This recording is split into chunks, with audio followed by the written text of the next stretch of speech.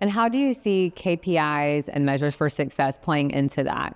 So I think that when we talk about KPIs, I like to break it into two buckets. You have the KPIs of the organization. What are we trying to track at an organizational level? And then how are we incentivizing or tying our key metrics for individual performance to people's job responsibilities? So the first thing, just holistically, is making sure we're all aligned as an organization what the KPIs need to be, and that we're designing our BlackLine solution or adapting our BlackLine solution if we're already over that first milestone to ensure we're still getting the right data, meaningful data, actionable data, and things people actually care about. A fallacy I see clients do all the time is that they'll have all these great intentions for initial setup.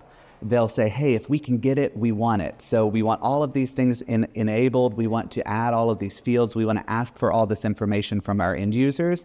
But if people aren't analyzing that data and acting upon it, then we're just asking our people to do a different kind of busy work. And we don't want that in BlackLine. We want BlackLine to be an efficient and effective tool.